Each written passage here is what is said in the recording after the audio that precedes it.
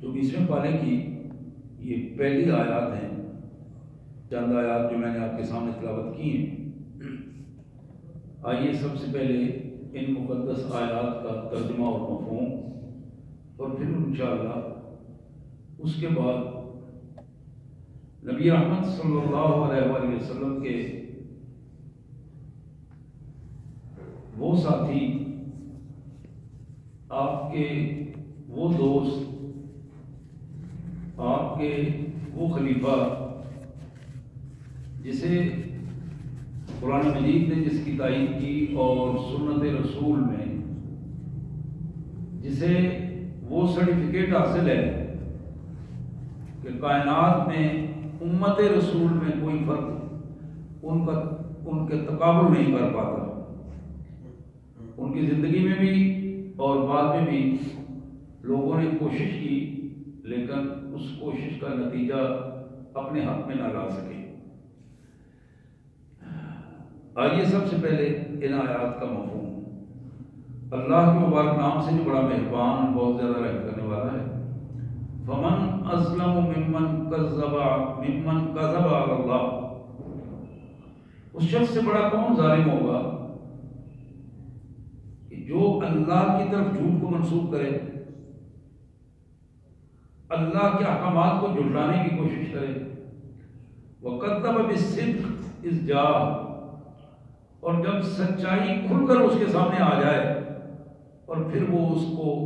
جھٹلانے کی کوشش کرے۔ أَلَيْسَ فِي جَهَنَّمَ مَثْوًى لِلْكَافِرِينَ، حقیقت یہ ہے ایسے کافروں کا ٹھکانہ جہنم کے سوا اور کوئی نہیں ہو سکتا۔ وَالَّذِي جَاءَ بِالصِّدْقِ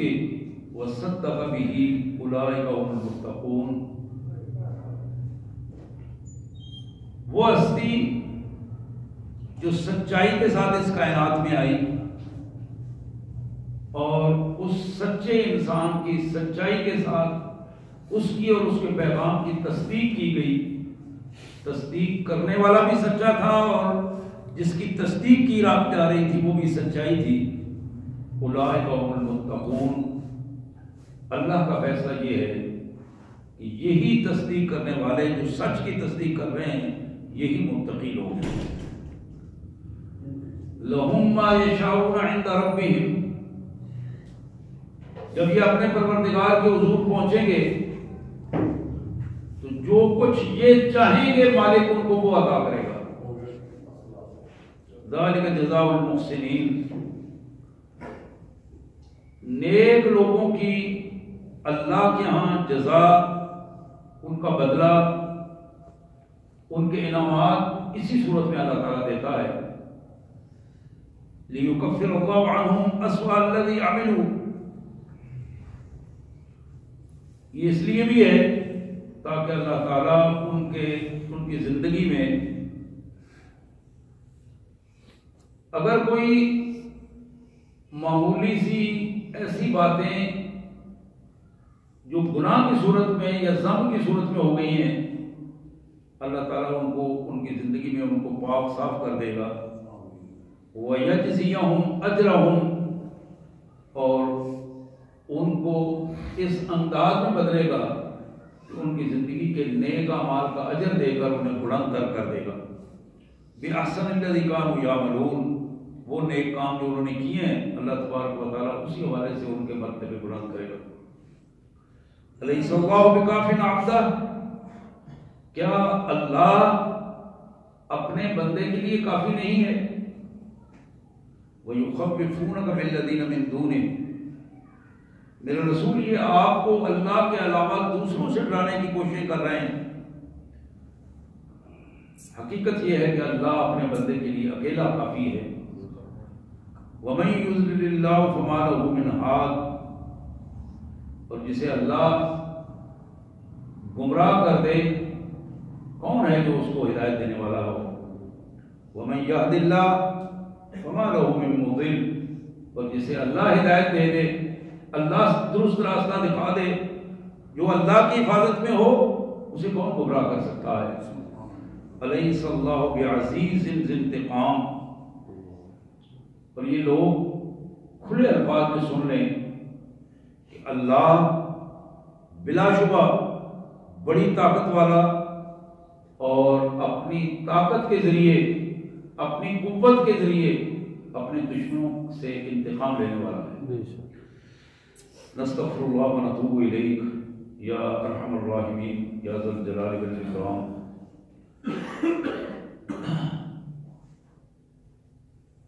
تو 20ویں پارے کی یہ ابتدائی آیات جن کی پہلی 3 آیات کے بارے میں مفسرین کا بالعموم اتفاق ہے کہ سیدنا صدیق اکبر رضی اللہ تعالیٰ عنہ کے حوالے سے یہ نازل ہوئی ہے، اور وصدق بہ لفظ جو ہے اس سے مراد جناب سیدنا صدیق اکبر ہے۔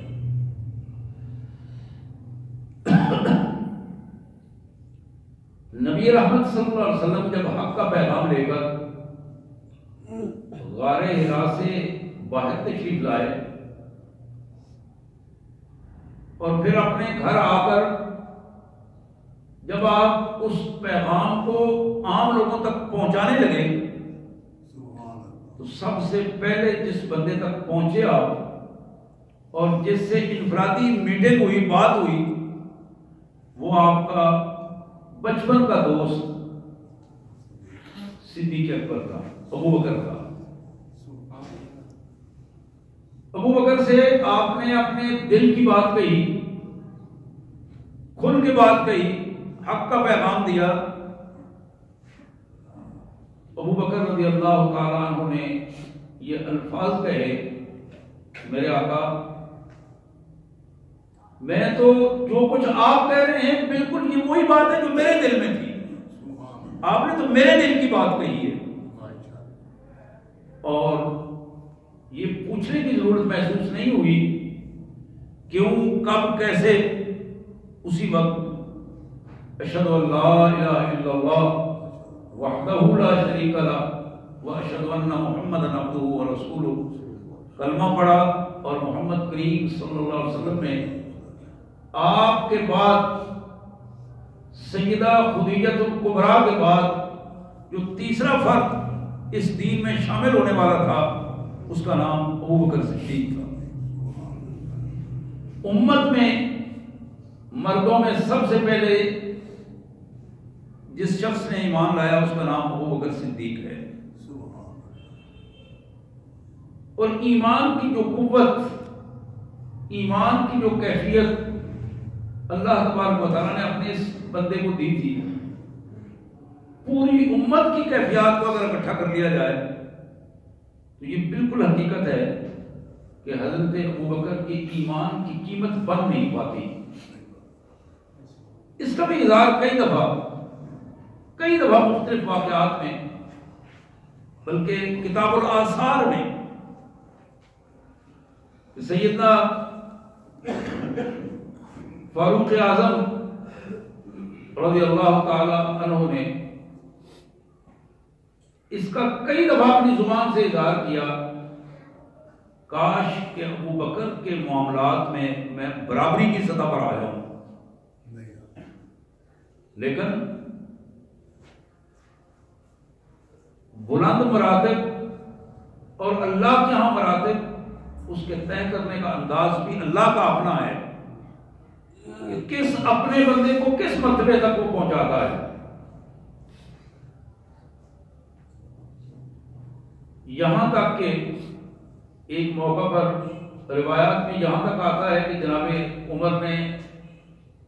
اس کا اظہار کیا کہ ہجرت میں غار ثور کی وہ راتیں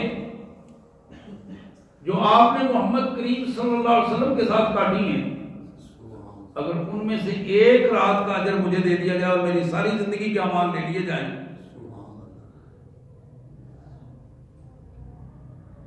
یہ اظہار کوئی معمولی اظہار نہیں تھا۔ اور شاید یہی اظہار ہے، میں آج ہی پڑھ رہا تھا مشکات شریف میں صحیحین کے حوالے سے یہ حدیث مبارک، نبی رحمت صلی اللہ علیہ وسلم نے فرمایا، لوگوں اللہ کی قسم دنیا میں جس میں بھی مجھ پر احسان کیا ہے میں نے اس کا احسان کا بدلہ اتار دیا. لیکن ابو بکر کے احسانات مجھ پر اتنے ہیں کہ میں نے ان احسانات کو اپنے اللہ کے حوالے کر دیا ہے کہ میں دنیا میں اس کا بدلہ نہیں اتار سکا. اللہ تبارک و تعالیٰ قیامت کے دن اس کے سارے بدلے اتار دے. اور یہ وہ واحد فرد ہے جس کے حوالے سے محمد کریم صلی اللہ علیہ وسلم کا یہ ارشاد اس انداز میں موجود ہے. بخاری اور مسلم کی بڑی معروف حدیث جناب ابو سعید خدری رضی اللہ تعالیٰ عنہ کی یہ روایت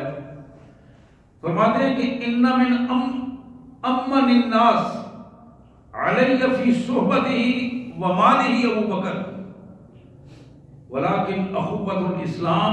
و مودتہ لا تبقین فی المسجد خوفا الا خوفۃ ابی بکر. لوگوں بلا شبہ تمام لوگوں میں ابو بکر کے احسانات مجھ پر زیادہ ہیں اور میں نے تمام لوگوں کے احسانات کے بدلے اتار دیے ہیں, لیکن اس کی میرے ساتھ معاشرت, رہنا سہنا, چلنا پھرنا, اس کی قربانیاں, خدمات اور اس کا مال جو اس نے مجھ پر خرچ کیا ہے, حقیقت یہ ہے اگر میں اس کی کیفیت کو دیکھوں گا تو پھر مجھے اگر دنیا میں کسی کو خلیل بنانا ہو تو سوائے ابو بکر کہ میں کسی کو خلیل کا مرتبہ نہ دوں, لیکن میں نے اپنے اللہ کو خلیل بنایا ہے. اس لیے ابو بکر کے بارے میں یہ ہے کہ ولیکن اخوۃ الاسلام, اسلام کی برادری میں ابو بکر کا سب سے پہلا نمبر ہے. اس برادری میں ابو بکر اہم ترین ہے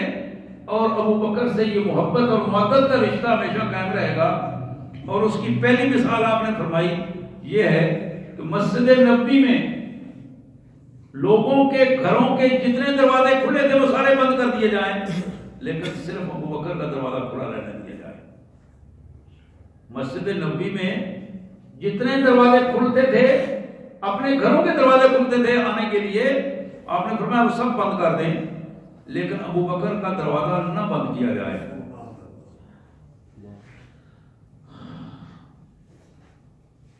ایک بڑی اہم حدیث جو جناب عائشہ صدیقہ سلام اللہ علیہا کے حوالے سے مسلم شریف میں موجود ہے, فرماتی ہے قال لی رسول اللہ صلی اللہ علیہ وسلم فی مرضی, نبی صلی اللہ علیہ وسلم جب زیادہ بیمار ہوئے اور رخصت کا وقت تھا جس کیفیت میں آپ تھے, آپ نے مجھے حکم دیا کہ عائشہ ادعی لی ابو بکر اباک و اخاک, ابو بکر کو بلا کر میرے پاس لاؤ جو تمہارا والد ہے, اور اپنے بھائی کو بھی بلاؤ. حتی اکتب کتابا, میں چاہتا ہوں کہ میں ایک چھوٹی سی تحریر لکھوا دوں. فإنی اخاف ان یتمنى فتمنى ویقول قائل انا ولا, مجھے اس چیز کا خوف محسوس ہو رہا ہے کہیں میری امت میں ایسی پوزیشن نہ پیدا ہو جائے کہ میرے جانے کے بعد لوگ اس مرتبے کے تمنا کرنے لگیں جو میرے بعد آنے کا مرتبہ ہے خلافت کا, اور کہنے والا یہ کہے کہ میں ہوں, میرے علاوہ اور کوئی اس کا اہل نہیں ہے. آپ نے فرمایا میں یہ چاہتا ہوں کہ میں لکھ دوں, لیکن سن لو یہ الفاظ, سن لو وَيَابَ اللَّهُ وَالْمُؤْمِنُونَ إِلَّا أَبِي بَكْرَ. اگر معاملہ ایسا پیش آیا تو یہ بات تو ٹوک ہے کہ ابو بکر کے علاوہ میری خلافت کے لیے نہ اللہ مانے گا نہ لوگ مانیں گے, صرف ابو بکر کی خلافت کو مانیں گے. إِلَّا يَابَ اللَّهُ وَالْمُؤْمِنُونَ, عوام الناس بھی اس کو تسلیم نہیں کریں گے اور اللہ کے ہاں بھی یہ چیز قابل قبول نہیں ہوگی. ایک اور بخاری اور مسلم کی حدیث مبارک جو جناب عمر بن عاص، اب جانتے ہیں عمر بن عاص رضی اللہ تعالیٰ عنہ جلیل القدر صحابی ہیں نبی رحمت صلی اللہ علیہ وسلم کے، اور عمر بن عاص کا نام فاتح مصر کے حوالے سے بھی بڑا معروف نام ہے۔ بنو امیہ کا یہ سپوت جس نے بلا شبہ ایک جرنیل کی حیثیت سے نبی رحمت صلی اللہ علیہ وسلم کی امت میں اپنا نام پایا، کہتے ہیں کہ بعثہ علی جیش ذات السلاسل، ایک دفعہ نبی محترم صلی اللہ علیہ وسلم نے ایک مہم پر مجھے بھیجا،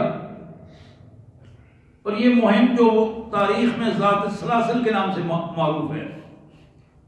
اس کی قیادت میں کر رہا تھا اور میں وہاں پہنچا۔ جب میں مہم کو سر کر کے واپس آیا فَأَتَيْتُهُ فَقُلْتُ أَيُّ النَّاسِ أَحَبُّ إِلَيْكَ يَا رسول اللہ،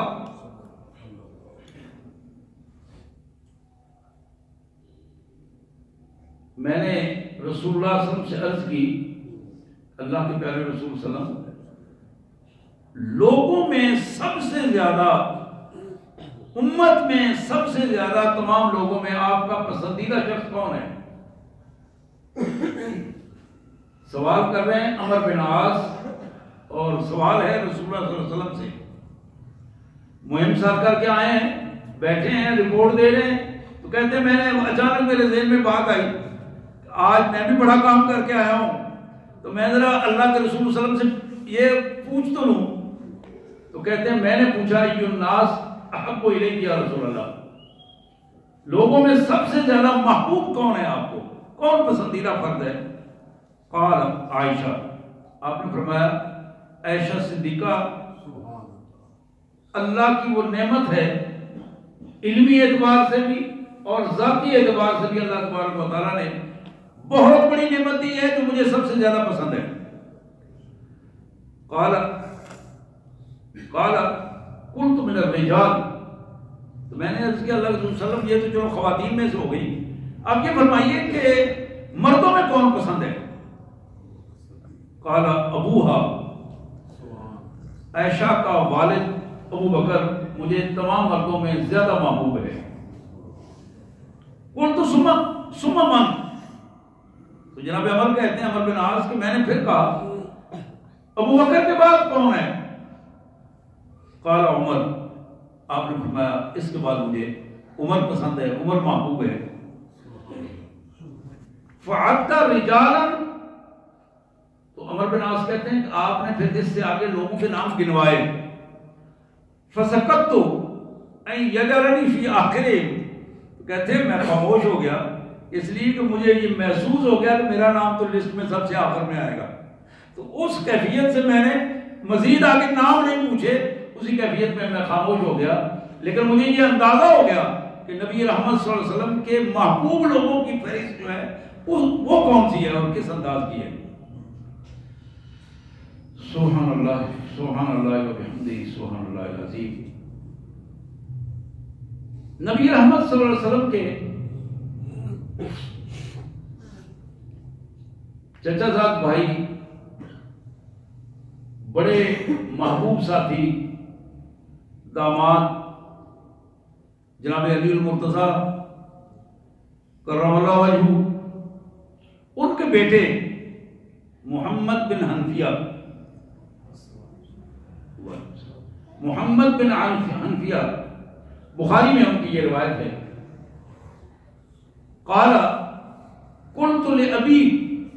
ای الناس خیر بعد نبی صلی اللہ علیہ وسلم، محمد بن حنفیہ کہتے ہیں کہ میں نے اپنے والد محترم جناب علی کرم اللہ وجہہ سے پوچھا ای الناس خیر بعد نبی صلی اللہ علیہ وسلم، کہ ابو جی بتائیے کہ نبی صلی اللہ علیہ وسلم کے بعد اس امت میں سب سے زیادہ کون بہترین آدمی ہے؟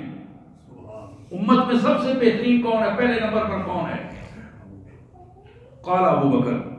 جناب علی کہتے ہیں کہ وہ ابو بکر ہیں، اور بلا شبہ ابو بکر ہیں۔ قلت ثم من، کہتے ہیں میں نے پھر عرض کی کہ ابو جی اس کے بعد قال عمر، اس کے بعد انہوں نے کہا عمر. بات وہی ہے جو اللہ کے رسول صلی اللہ علیہ وسلم نے کہی ہے، اور وہی بات سارے ذہنوں میں متصم ہے. وخشیت ان یقول عثمان، تو محمد بن عفیہ کہتے ہیں کہ میں نے ڈرا کہ اگر میں نے تیسری بار پوچھ لیا تو نام عثمان کا آئے گا، ابو بکر، عمر، عثمان. تو کہتے ہیں میں نے نہیں پوچھا تیسری دفعہ، میں نے ایک اور سوال کر دیا، ثم انت، قلت ثم انت، میں نے عرض کیا کہ ابو جی اس کے بعد تو آپ کا نمبر ہوگا، یعنی حضرت ابو بکر اور عمر کے بعد تو آپ کا نمبر ہوگا. کمال جملہ ہے جو جناب علی کرم اللہ وجہ نے فرمایا، اور یہی آپ کی عظمت کی دلیل ہے. آپ نے فرمایا ما انا الا رجل من المسلمین، بیٹا میں تو مسلمانوں میں ایک عام سا آدمی ہوں، اللہ کا عاجز بندہ ہوں، عام سا آدمی ہوں جس طرح عام مسلمان ہیں، تو مجھے ان بڑے بڑے لوگوں میں کیوں شمار کر رہے ہو؟ اور یہی انسان کی عظمت ہے کہ کسی بندے میں جب اس سے دوسرے کے بارے میں پوچھا جائے تو اپنے ذات کا کبر اس کے اندر موجود نہ ہو، اپنے آپ کو بڑا بنا کر پیش نہ کرے. یہ کبر کی کیفیت جو ہے، حالانکہ بلا شبہ جہاں مراتب کی بات ہے، اللہ کے رسول صلی اللہ علیہ وسلم نے فرمایا کہ صحابہ کل معدول، میرے صحابہ سارے کے سارے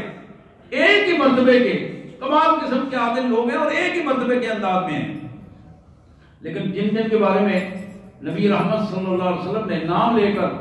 ان کے بارے میں یہ چیزیں بتا دی تو بلا شبہ اللہ نے ان کے مراتب کا تعین بھی فرما دیا ہے. ترمذی کی ایک حدیث جناب عبداللہ بن عمر رضی اللہ تعالیٰ عنہ کے حوالے سے، جناب عبداللہ کہتے ہیں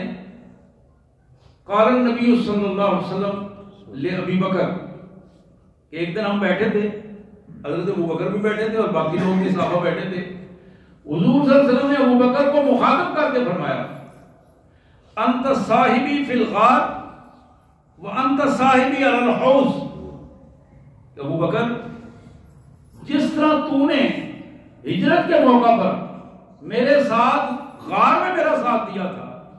غار میں میرے ساتھ رہے تھے، بالکل اسی طرح اللہ کے فضل سے کل حوض کوثر پر بھی تم میرے ساتھ کھڑے ہو گئے، تمہارا ساتھ وہاں بھی ہوگا. حضرت عمر رضی اللہ تعالیٰ عنہ کا جنازہ لے کر ان کی وصیت کے مطابق ام المومنین سیدہ عائشہ صدیقہ سلام اللہ علیہ کے گھر کے سامنے رکھا گیا اور انتظار کر رہے تھے کہ ام المومنین اس کا جواب دیں گے. بیٹا اندر گیا، درخواست کی کہ اماں جی اس طرح عمر فوت ہو گئے میرے ابو، اور انہوں نے کہا تھا کہ آپ اجازت دیں گے تو اندر تدفین ہوگی، اجازت نہیں ہوگی تو اندر تدفین نہ ہو. اس کیفیت میں عبداللہ بن عمر کہتے ہیں کہ میں نے محسوس کیا کہ میرے کندھے پہ کسی نے ہاتھ رکھا ہے، اور میں نے مڑ کے دیکھا تو کہنے والا یہ کہہ رہا تھا عبداللہ خدا کی قسم ایک دفعہ نہیں، دو دفعہ نہیں، میں نے کئی دفعہ محمد رسول اللہ صلی اللہ علیہ وسلم کی زبان مبارک سے سنا ہے آنا و ابو بکر و عمر، میں ابو بکر عمر ہم بیٹھے، ہم نے کھایا، ہم چلے، ہم نے مسجد میں آئے، ہم مسجد سے نکلے. میرے آقا جب بھی بات کرتے تھے تو بالعموم آپ کی زبان مبارک سے جو جملے نکلتے تھے آنا و ابو بکر و عمر، یہ الفاظ وہ ہیں جن الفاظوں نے اس دنیا میں بھی ان کے مراتب کا تعین کیا ہے اور آخرت میں بھی اس مراتب کا تعین کریں گے. تو عبداللہ کہتے ہیں میں نے سنا تو میرے آنکھوں سے آنسو آئے کہ کمال شہادت ہے. میں نے دیکھا تو جناب علی کرم اللہ وجہہ یہ الفاظ فرما رہے تھے، اور الفاظ فرماتے انہوں نے کہا عبداللہ حقیقت یہ ہے کہ اس جگہ پہ عمر کو ہی ہونا چاہیے تھا، اس لیے کہ محمد رسول اللہ ساری عمر یہ ان کا اظہار فرماتے رہے تھے کہ میں ابو بکر اور عمر، یہاں دائیں اگر ابو بکر ہے تو بائیں عمر ہی کو ہونا چاہیے تھا، اس لیے کہ بار بار محمد کریم صلی اللہ علیہ وسلم ان کا تذکرہ فرماتے رہے.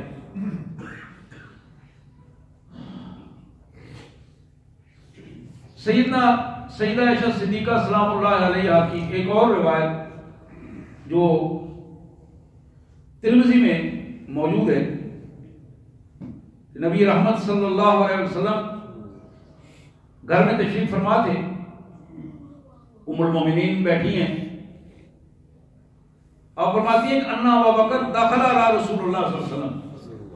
تو جناب ابو بکر نے اجازت مانگی اور وہ حاضر ہوئے، نبی رحمت صلی اللہ علیہ وسلم نے اجازت دی، تو آپ نے فرمایا انت عتیق اللہ من النار، ابو بکر تم وہ فرد ہو جسے اللہ نے آگ سے آزاد کر دیا ہے، تمہیں آگ نہیں چھو سکتی، تمہیں آگ نہیں چھو سکتی، تم عتیق ہو، آگ سے آزاد ہو۔ ام المومنین کہتی ہیں فَيَوْمَئِذٍ سُمِّيَ عَتِيقًا، یہی لمحہ تھا جس کے بعد حضرت ابو بکر رضی اللہ تعالیٰ عنہ کا نام، آپ کا لقب عتیق پڑ گیا، اور آپ کو لفظ عتیق کے لقب سے پکارا جانے لگا کہ آپ وہ ہیں جنہیں اللہ کے رسول صلی اللہ نے خوشخبری دی ہے، اللہ نے جہنم سے آزاد کر دیا۔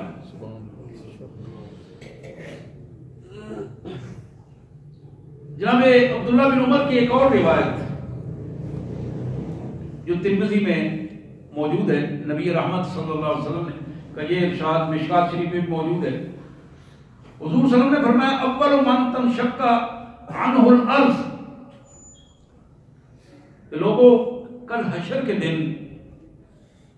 جب نفخہ ہوگا، پہلا سور پھونکا جائے گا، تو زمین پھٹے گی اور سب سے پہلے میں اپنی قبر سے کھڑا ہوں گا۔ کائنات میں سب سے پہلا شخص جو اس زمین سے قبر میں سے اٹھ کے کھڑا ہوگا وہ محمد کریم صلی اللہ علیہ وسلم کی ذات گرامی ہے۔ حضور نے فرمایا ثم ابو بکر ثم عمر، میرے بعد میرے ساتھ ابو بکر اور پھر اس کے بعد عمر، یہ باری باری دونوں میرے بعد اٹھ کے کھڑے ہوں گے۔ ثم آتی اہل البقیع، پھر آپ نے فرمایا کہ ہم وہاں سے بقیع قبرستان میں آئیں گے، ساتھ ہی ہے نا مسجد نبی کے ساتھ، آپ نے فرمایا کہ ہم آئیں گے، تینوں ہم بقیع میں آئیں گے۔ فَيُحْشِرُونَ مَعِيَّ، اور اللہ تعالی بقیع کے ایماندار لوگوں کو قبرستان سے ایک ایک فرد کو اٹھا کر کھڑا کر دے گا اور میرے ساتھ ان کو اکٹھا کرے گا۔ فَيُحْشِرُونَ مَعِيَّ، میرے ساتھ وہ بھی اکٹھے ہوں گے۔ ثُمَّ أَنْتَظِرُ أَهْلُ الْمَكَّةِ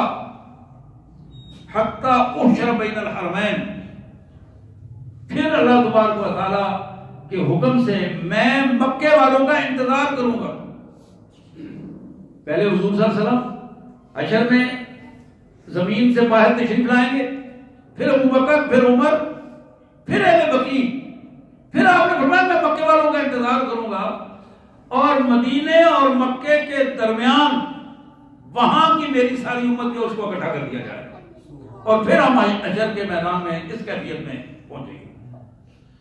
سبحان اللہ وبحمدہ، سبحان اللہ العظیم وبحمدہ، نستغفر اللہ۔ حضرات، یہ جو ایمان کی یہ کیفیت ہے، یہ کتنی قیمت ہے اس کی، اور کتنا اس کا وزن ہے، اور کتنی اللہ کے ہاں کتنے مراتب ہیں اس کے، یہ بات صرف وہی شخص سمجھ سکتا ہے کہ جو ایمان کی حقیقت کو سمجھتا ہے، جو ایمان کی قیمت کو سمجھتا ہے۔ اللہ نے جناب ابو بکر کے اس مبارک جسم میں ایمان کی وہ کیفیت رکھی تھی، امت میں کوئی فرد بھی اس ایمان کی کیفیت کو پا نہ سکا۔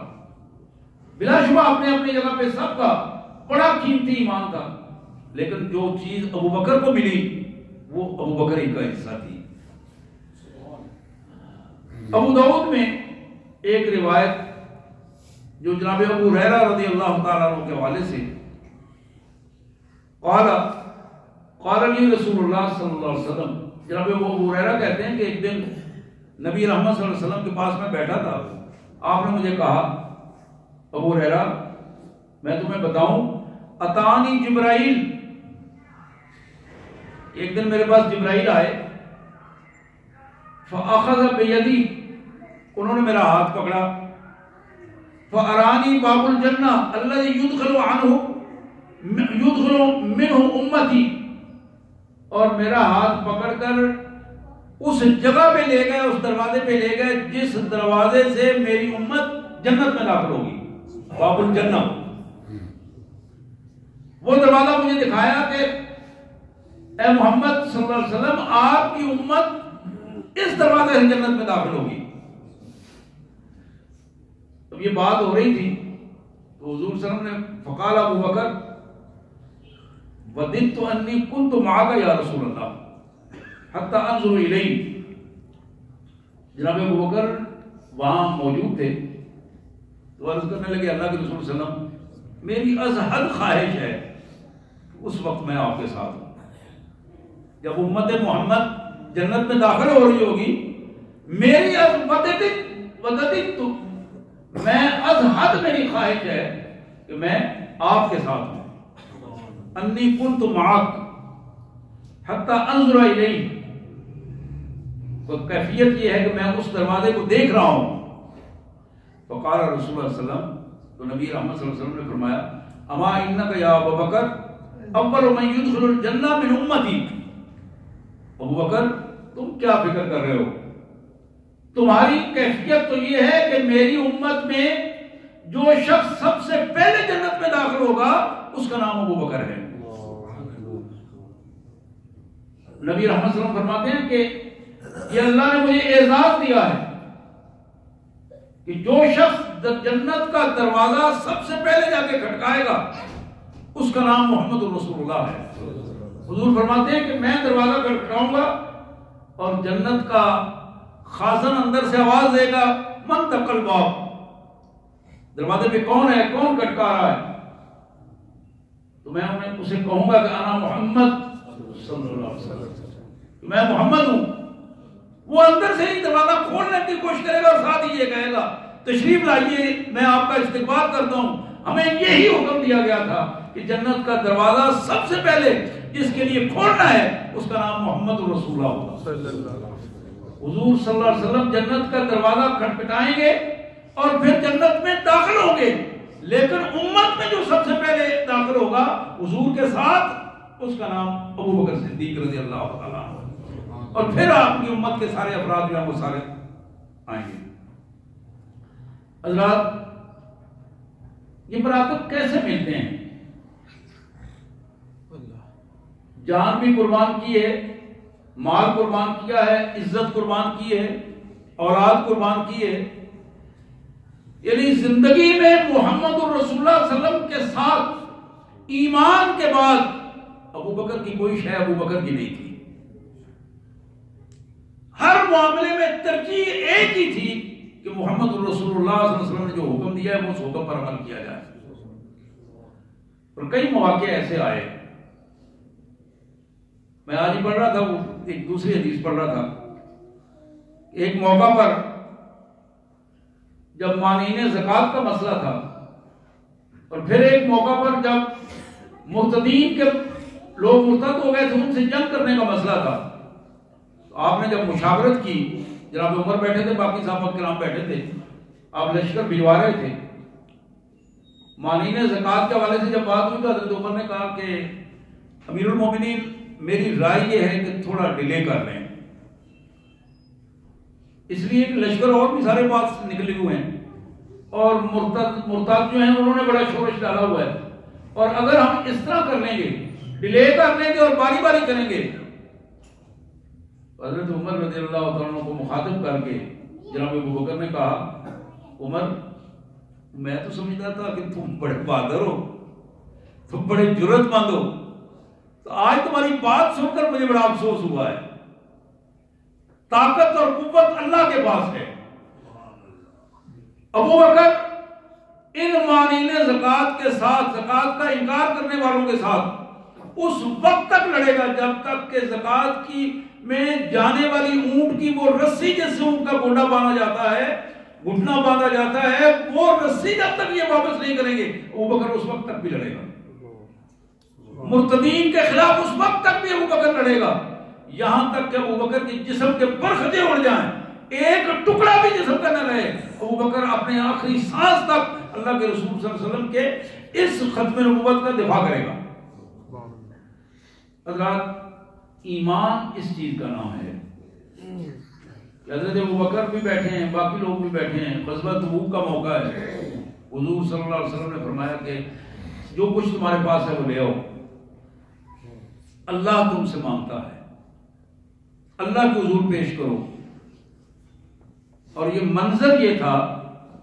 تھوڑا سا اس منظر کو بھی دیکھیے، کھجوریں پکی ہوئی ہیں، سخت گرمی کا موسم ہے، سال بھر کا راشن سامنے نظر آ رہا ہے، لیکن ابھی فصل کٹی نہیں، کٹنے میں چند دن، اللہ کا حکم ہے۔ اور اس حکم کی کیفیت یہ ہے کہ ایک تو یہ کہ فصل نہ کاٹو اور ادھر چلو،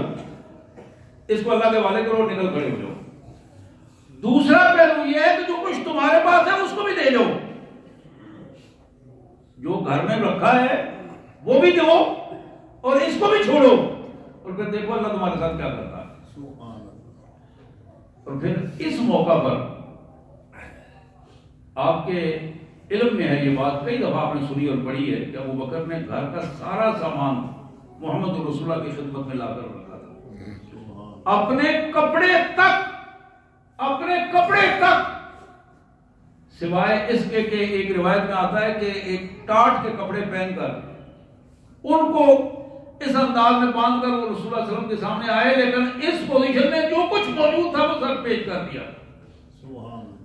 اور جب چونکہ حضرت عمر کے دل میں تو خواہش تھی نا، اور یہ اکثر یہی نیکی کی ایک خواہش تھی، ایک دوسرے سے بڑھ جانا نیکی میں، اور حضرت عمر نے کا مال جو آپ لائے تھے وہ ابوبکر سے کہیں زیادہ تھا،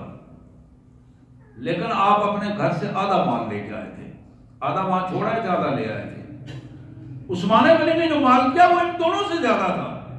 بلکہ سب سے زیادہ تھا۔ حدیث میں الفاظ ہیں کہ آپ نے اپنی یہاں سے آستین سے سونے کے سکے نکالے، حضور صلی اللہ علیہ وسلم کو اس طرح کر کے وہ سکے پیش کیے، اللہ کے رسول صلی اللہ علیہ وسلم کی یہ میری طرف سے۔ تو حدیث میں آتا ہے کہ آپ اس طرح سکوں کو اچھال رہے تھے